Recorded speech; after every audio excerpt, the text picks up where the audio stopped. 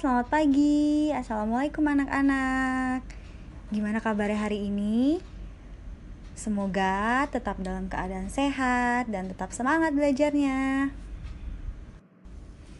Hari ini kita akan membahas tema 7, subtema 2, pembelajaran 5. Sebelum kita memulai pembelajaran hari ini, alangkah baiknya kita berdoa terlebih dahulu.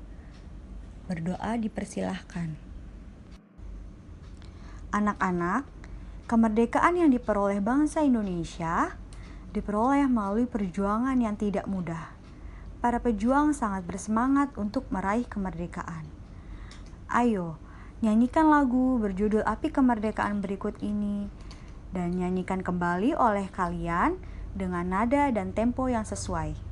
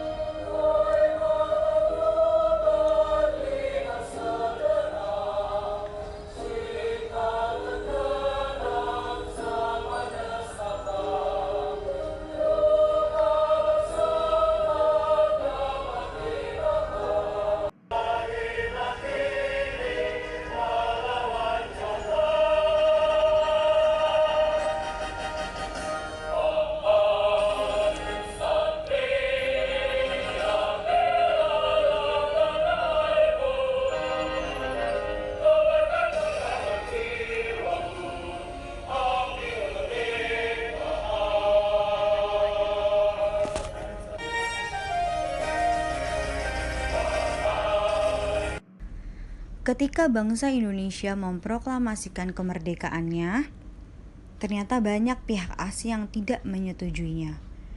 Pihak-pihak asing tersebut antara lain adalah sekutu, terutama Belanda dan Inggris. Demikian pula Jepang. Belanda datang kembali ke Indonesia dengan membonceng Inggris.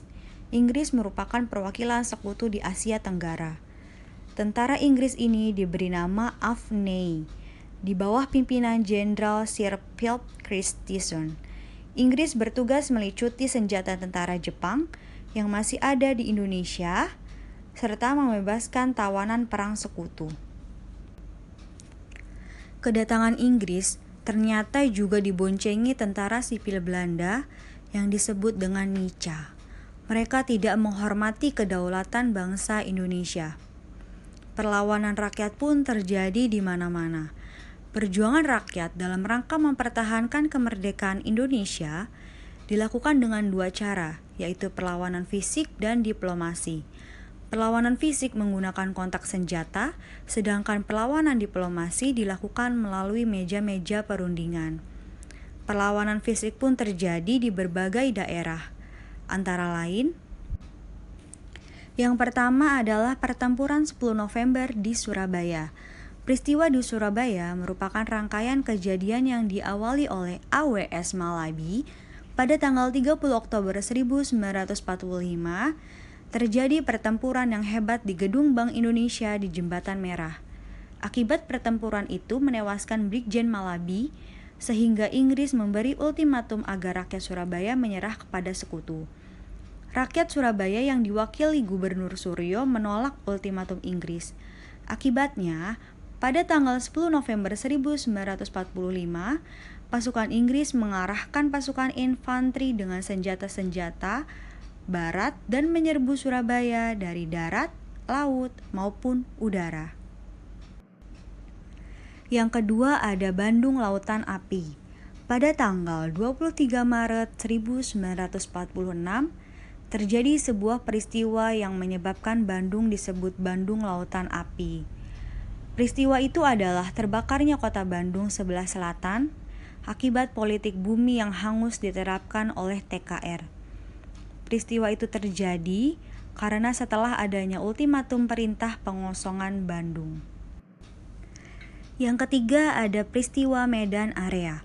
Pada tanggal 9 Oktober 1945 di Medan, mendarat pasukan serikat yang diboncengi oleh Nica. Para pemuda Indonesia dan barisan pemuda segera membentuk TKR di Medan. Pertempuran pertama pecah pada tanggal 13 Oktober 1945 ketika lencana merah putih diinjak-injak oleh tamu sebuah hotel. Para korban ternyata sebagian orang-orang Nica. Bentrok antar serikat dan rakyat menjalar ke seluruh kota Medan, dan peristiwa ini dikenal sebagai Pertempuran Medan Area. Dan yang keempat ada Pertempuran Ambarawa. Pada tanggal 20 November 1945 sampai dengan 15 Desember 1945 terjadi pertempuran antara TKR dan pasukan Inggris. Peristiwa ini berawal dari kedatangan tentara sekutu di Semarang pada tanggal 20 Oktober 1945. Tujuan semulanya adalah mengurus tawanan perang. Akan tetapi, ternyata mereka diboncengi oleh Nica mempersenjatai tawanan yang sudah dibebaskan. Pada waktu itu pecahlah pertempuran antara TKR yang dipimpin oleh Mayor Soemarto dengan tentara serikat. Dalam pertempuran itu, gugurlah Letkol Isdiman. Kemudian, pada saat itu, pasukan serikat menggunakan para tawanan Jepang yang telah dipersenjatai untuk ikut bertempur. Pada tanggal 12 Desember 1945, pasukan Indonesia melancarkan serangan serentak. Setelah bertempur 4 hari, akhirnya pasukan Indonesia berhasil mengusir tentara serikat dari Ambarawa dan memukul mundur mereka sampai di Semarang. Yang kelima ada Pertempuran Puputan Margarana di Bali. Perang Puputan Margarana di Bali berawal dari keinginan Belanda mendirikan Negara Indonesia Timur atau NIT. Letkol I Gusti Ngurah Rai, Komandan Resimen Nusa Tenggara, berusaha menggagalkan pembentukan NIT dengan mengadakan serangan ke Tangsi Nica di Tabanan pada tanggal 18 Desember 1946.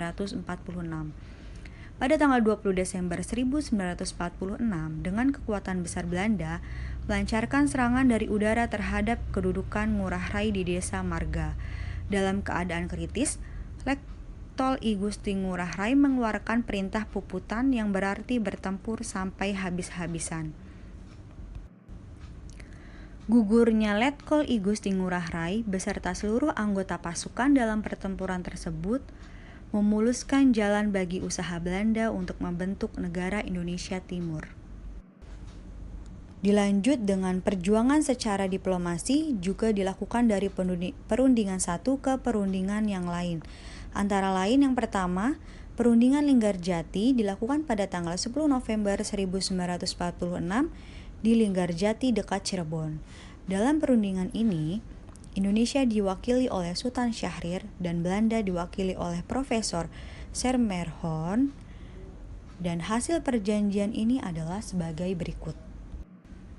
Yang pertama, Belanda hanya mengakui kekuasaan Republik Indonesia atas Jawa, Madura, dan Sumatera. Yang kedua, negara Indonesia Serikat terdiri dari negara Indonesia Timur dan negara Kalimantan. Dan yang ketiga, negara Indonesia Serikat dan Belanda merupakan satu uni dengan nama Uni Indonesia Belanda yang diketuai oleh Belanda. Yang kedua ada perundingan Renville. Pada perundingan Renville dilaksanakan di atas kapal Renville milik Amerika Serikat pada tanggal 17 Januari 1948. Dalam perundingan itu, Indonesia diwakili oleh Perdana Menteri Amir Syarifuddin dan Belanda diwakili oleh Abdul Qodir Widjojoatmojo, dan berikut adalah hasil perundingan tersebut. Yang pertama, wilayah Indonesia diakui berdasarkan garis demarkasi atau garis Van Mook. Dan yang kedua, Belanda tetap berdaulat atas seluruh wilayah Indonesia sampai Republik Indonesia Serikat terbentuk. Yang ketiga, kedudukan RIS dan Belanda sejajar dalam Uni Indonesia Belanda.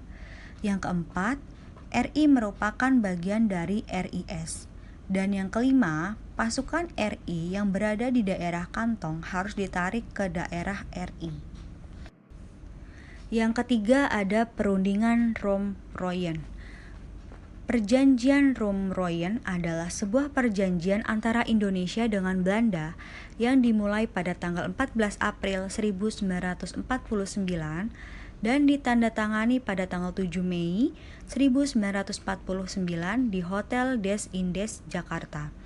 Nama perjanjian ini diambil dari kedua pimpinan delegasi, yaitu Muhammad Rom dan Herman van Rooijen. Tujuan perjanjian ini adalah untuk menyelesaikan masalah-masalah mengenai kemerdekaan Indonesia sebelum konversi meja bundar di Den Haag yang direncanakan pada tahun yang sama. Dan berikut adalah hasil perjanjian Rom-Royen. Yang pertama, pengembalian pemerintahan Republik Indonesia ke Yogyakarta akan dilaksanakan pada tanggal 4 Juni 1949. Yang kedua, perintah penghentian perang gerilya akan diberikan setelah pemerintahan Republik Indonesia berada di Yogyakarta pada tanggal 1 Juli 1949. Dan yang ketiga, turut dalam konversi meja bundar atau KMB yang dilaksanakan di Den Haag. Demikian materi yang dapat kakak sampaikan hari ini. Kurang lebihnya mohon maaf apabila ada salah-salah kata atau salah dalam pengucapan. Wassalamualaikum warahmatullahi wabarakatuh.